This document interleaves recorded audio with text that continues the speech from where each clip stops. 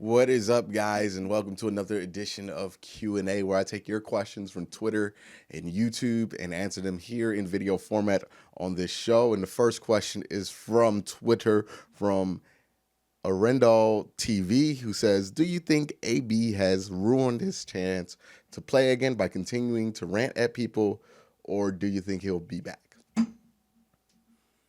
I mean, I'm not going to act like a fool and not act like I don't know how the NFL works. And that is that Antonio Brown is one of the most talented wide receivers in the NFL. And somebody is going to get desperate and give him a shot. Now there is merit to, if NFL teams deem you a distraction, then your value goes down. Okay, there is some merit to that argument. But, if they think that you can bring enough production to merit that distraction, then, it really don't matter at the end of the day. I'm really surprised a team like the Cowboys hasn't taken a shot at him. I think maybe in about a year, once all this dies down, another team's able to take a shot at him. I think the biggest problem for Antonio Brown is that this all happened after he passed the age of like 31, 32. So now it might seem like he's past his prime and he might not be worth it. But, desperate times call for desperate measures for NFL teams. And I think somebody's going to get desperate enough to give Antonio Brown a chance. Next question comes from Kevin Gillman, who says, is it possible that the Browns finish 9-7 and yet still fire Freddie Kitchens? Let me ask you guys a question. If the Browns finish 9-7, do you really want to fire Freddie Kitchens? Like that don't make no sense to me to fire 9-7 coach. This is a team that's went 10-6 once in the last 20 years. You're gonna fire a guy who went 9-7? That doesn't make any sense to me. I don't care what you expected this team to be. 9-7 is not fireable. And that is just kind of mind-boggling to me. That 9-7, people still want Freddie Kitchens fired. This roster is talented. This roster is good, but a talented roster can go 5-11, 6-10 in the NFL if everything's a complete dumpster fire. The Dream Team, I think they went 6-10, 5-11, or something like that. That kind of result is a fireable offense. I 100% agree with you. But 9-7, when the team went 7-8-1 last year, that's not fireable. That's disappointing. It's not fireable in the first year. To fire a head coach in the first year, one, it's a bad look across all 32 teams. You have to understand that, right? If you fire your head coach within the first year of their contract, it's going to look bad to all other 31 teams. It doesn't matter what's going on. It doesn't matter what's going on behind the scenes. It doesn't matter, because the 31 other teams, you're going to look like a mess that fired a head coach after their first year and they had a winning record. Okay, so that message that it sends out from the Browns organization to anybody else who could be hired from the Browns is that we have ridiculous expectations, and if you do not meet those ridiculous expectations, which means presumably going more than 9-7, you will be fired. Nobody with experience is going to want to take that job. I'm going to tell you right now, Ron Rivera is not going to take the job if Freddie Kitchens got fired and he went 9-7. Nobody is going to take that job. You're going to get a guy like Zach Taylor to take that job because there are only 32 of these jobs. Okay, so no, you cannot fire Freddie Kitchens if he is 9-7. And you cannot be the franchise that fires a head coach after 1 year because he's 9-7. I don't care how bad he's perceived to be. I don't care about any. You can't be that franchise that fires a head coach after going 9-7 after 1 year. That is ridiculous. That is exactly how you end up not being able to hire good candidates. The Browns have been trying to recover from firing Rod Chinzinski in 1 year, so much so they gave Hugh Jackson 2.5. You don't want to end up doing that again. You don't want that to happen for the Browns. If Freddie Kitchens goes 9-7, whether you like it or not, he's going to be the head coach. If he goes 8-8, whether you like it or not, he's going to be the head coach. That's what it's going to take for Freddie Kitchens. His magic number is 2 out of 3. If he wins 2 out of the last 3 games, he's going to be the head coach next year, and that's going to have to be the right decision. And that's not going to be an ego thing. That's going to be more about preserving your reputation as a franchise than it is about an ego thing. You know what I mean? Like, you just can't be the franchise that does that, because nobody credible will want to work for you if that's what you do. That's why I said last year, the head coaching decision is going to be very important, because you're locked in for 2 years. You can't just fire a dude after 1 year and expect qualified candidates to want to walk in that door. It's not going to happen. It hurt the Browns' last coaching hire. It's hurt the Browns trying to get those high-profile college coaches, because the job stability from the outside looking in looks terrible when this ownership has fired 2 coaches within their first year. You can't keep doing that. It's not going to help anybody. It's not going to make the Browns better. It's not going to make anybody better. It's going to be a terrible decision. It's going to hurt this franchise for the next 10, 20 years if you fire a head coach after going 8-8 or 9-7 in his first year. It's a bad look. This next question comes from Jacob Hamilton 22, who says, if Sheldrick Redwine keeps up his great play, do you think we will let go of Randall? I think Randall's gone at the end of the season. It doesn't seem like there's interest on both sides. I'm staying with the team. Randall has not seemed excited about re-signing. It doesn't seem like the front office seems excited about bringing him back. Quite frankly, I think they think he's a part of the culture issue that's going on with the Browns.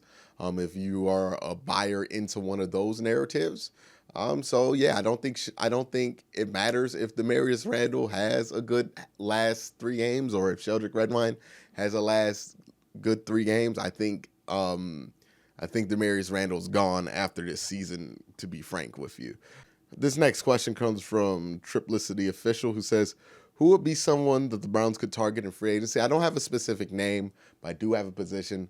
I think that probably in March, the Browns are going to probably dump Olivier Vernon's contract, since there's not going to be a cap hold on it next year.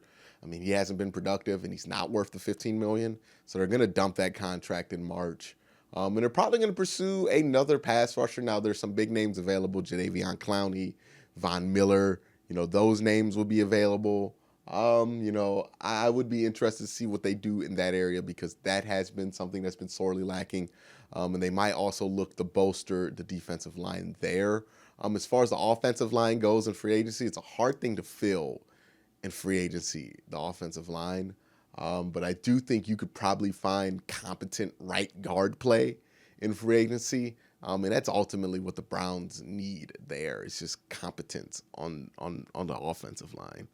The next question comes from Crazy King 68, who says, just watch your post-game show. You brought up the Jannard Avery being released. My question is, why do you think the reason is that John Dorsey got rid of Devereaux Lawrence? That's a bigger mystery, I think. Yeah, that was a weird one.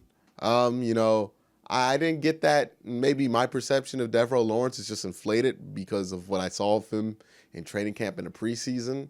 But they just decided to get rid of him. I thought he'd be a productive player, or at least better than what they have right now. I mean, that didn't make any sense. Chris Smith made more sense, although it was a more tragic consequence for him. Because he just wasn't productive. But Devereaux Lawrence, I thought he could have, done more than like Brian Cox Jr. has done. But, maybe I just don't know anything about football. All right, this next question comes from Giants Nation, who says, what's up, Quincy? I hope you enjoyed the return of your favorite...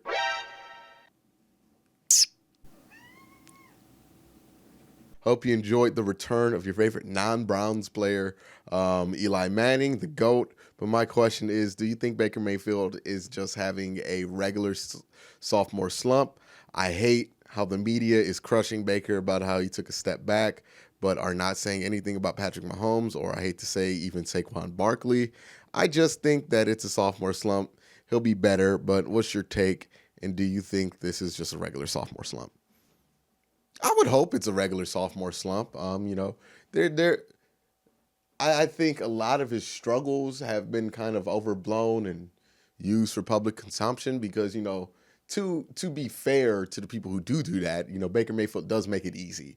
He does have a ton of ads on television. He is one of the more talked about players. He is so polarizing, and strikes up such a long conversation whenever his name is brought up that it's so enticing to talk about him. I get it. I get why Baker Mayfield's name is always in the media, but there have been other quarterbacks who have had worse second years or similar second years to Baker Mayfield, that have turned out to be fine. My whole thing about the criticism of Baker Mayfield is it's fair to be critical of him, but to be absolute in your criticism of him and only have 2 years of game tape, I think is stupid. And I call that out. I do think that's dumb. If you're absolute about your criticism about Baker Mayfield and he has not even played his 4th season, that's dumb. You're short selling yourself. You don't know anything about Baker Mayfield at that point. And that's what's my biggest problem has been with the criticism of Baker Mayfield, is that it's been such a absolute kind of indictment of what his career is going to be, how this season has turned out, which is kind of hilarious to me because you mentioned Saquon Barkley has had a down year. This has not been an indictment on Saquon Barkley's career, nor should it be. Juju Smith-Schuster has had a down year. This has not been an indictment on his year or career, nor should it be. Just because a player has a down year does not mean that their whole career is over. But that's the narrative we wanted to push with Baker Mayfield, I guess. So I do think you bring up an excellent point. This next question comes from the Catster, who says, why do you think Freddie hasn't been able to use OBJ correctly and get him the ball this year? I think this has been an adjustment both on Baker Mayfield and Freddie Kitchens. Because I think what made Freddie Kitchens and Baker Mayfield click is that they both see football the same way. And if you look at Baker Mayfield throughout his career, even in college, in his first year in the NFL, he's kind of succeeded on this spread the ball mentality and getting the ball in the hands of as many people as possible. And that's kind of been Freddie Kitchens' MO. And that doesn't really necessarily blend well when you have a dominating number 1 type wide receiver that's going to expect number 1 wide receiver stats like Odell Beckham Jr. So I think it's been kind of a adjustment of those concepts crashing up against each other, is because Baker Mayfield is not necessarily a quarterback who's used to just throwing the ball up to a guy and trusting it and, just saying he has that number 1 guy. And, neither is Freddie Kitchens used to calling those plays for that kind of guy. And, some may criticize Freddie for that, but he's not the only coach with that kind of ideology. So it doesn't make a lot of sense for me on that. But, I think it's been more of that, both the quarterback and the head coach having a hard time adjusting from a philosophical standpoint. And I think that is going to be the major adjustment by both of those guys that are going to need to happen in the offseason to help this offense move along.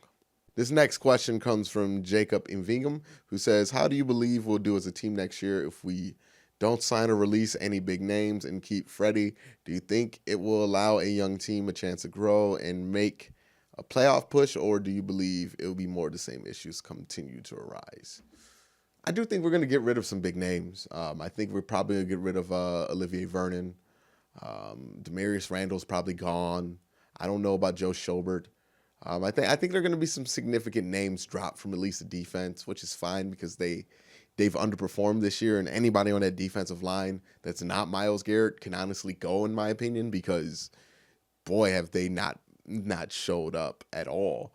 But how do I think they'll fare if they kind of just return the same team? I think they'll be better.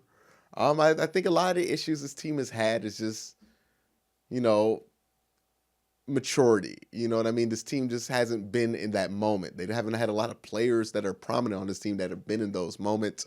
And now they have, and they failed in those moments. So they'll be better, I think. Freddie Kitchens, I think, will continue to be a better head coach like he has been after the Denver game. I think Freddie Kitchens will make better decisions and not get in the way of his own players. I think Baker Mayfield will make better decisions and learn how to get the ball to his best player. I think the future is still bright for this team. I think we just went from 7-8-1 and expected 11-5, but we forgot there was a step in between here. and we got to make that step before we can get there. So I think that's honestly just the reality with this team. The last question of the day comes from the Vault Dweller, who says, do you think the Browns can win out the last games and get a wild card spot? It's a lot more possible than people think. I've heard people refer to it as if it were like the Browns' playoff chances last season. No, this is much more doable than the Browns' playoff chances last season, because the Browns are only behind Tennessee, who they don't have the tiebreaker over, but they're behind the Steelers and the Buffalo Bills, who they both have the tiebreaker over.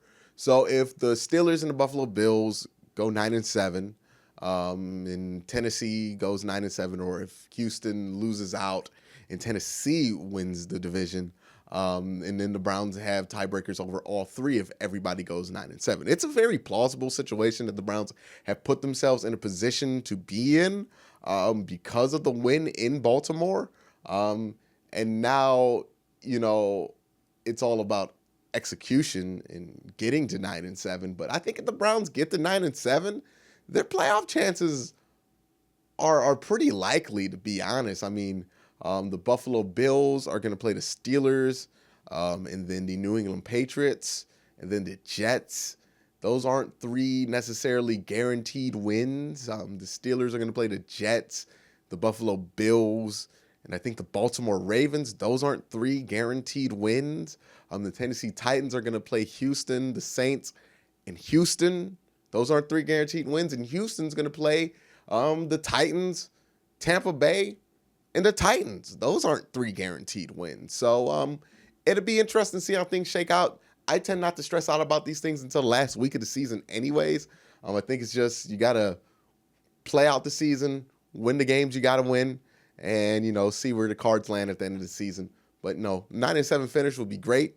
9-7 finish with the wild card spot would be even greater. Hey, I think it's definitely possible, though. But that's it for this week's Q&A. Thank you guys for asking the questions. I do appreciate it. Hit that like button, hit that subscribe button, ding that notification bell, and have a great day and have a good night.